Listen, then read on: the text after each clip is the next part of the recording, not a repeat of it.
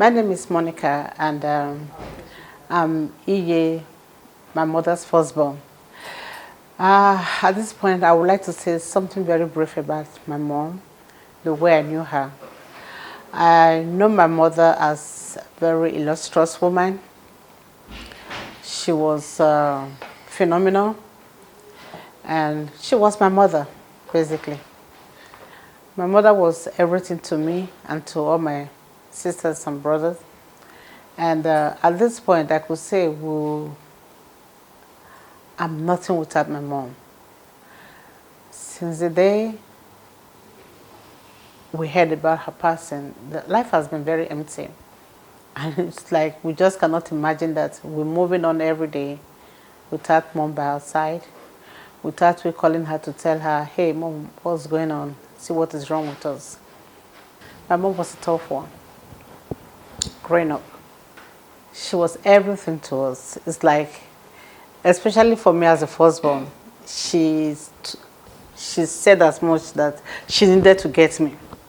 And when you say she needed to get me, that means she needed me to be on the right path so the others can emulate my progress, my success, whatever good it is, it was going to be. So she needed me to get me straight on the straight and the very narrow. And that when I'm successful in everything, the others will definitely follow. She was a tough one. Right from when I knew her as a child, the fear of her, the fear of her was the beginning of wisdom, is all I know. And there was a time when she went to London, when she went to United Kingdom for her studies. My brother has said this before, but she was the type that you wrote her a letter. We told her, hey, mommy, how are you? She will be returning that letter to you, telling you you missed, you forgot to cross the T's, dot the I's, put your full stop at a particular place and everything. And so all that just took all the desires of writing her letters, because it's like, mom is going to correct this, even from very far away. Then when it came to our studies, I can't even really pinpoint one because it was so numerous, it was much. But at the end of the day, we all knew that we had to be on point. We had to be successful in our studies, primary school, secondary school, and up till when I was up in being in the US, going to my nursing school and everything. I just realized that I said, mom, you know what? I had to tell her, I said, mom, it's like I've noticed that one thing. Anytime you're with me, my things always go well for me. Academically, everything. Yeah. Basically, she was my lucky charm. That's all I'm going to say. She just was my lucky charm in everything. I don't know how to quantify that by my own human observation. At least it's God that knows everything. But by my own human observation, she was dynamic. Her faith was top notch. She was a believer. She took her Catholic faith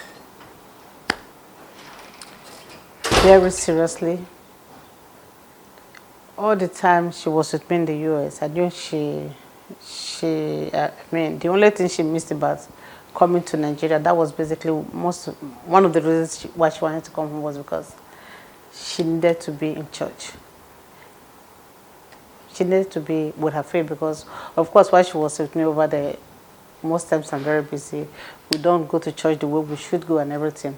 But then she didn't let that deter her, because we had this channel on TV, this Catholic channel, so she just took over my television.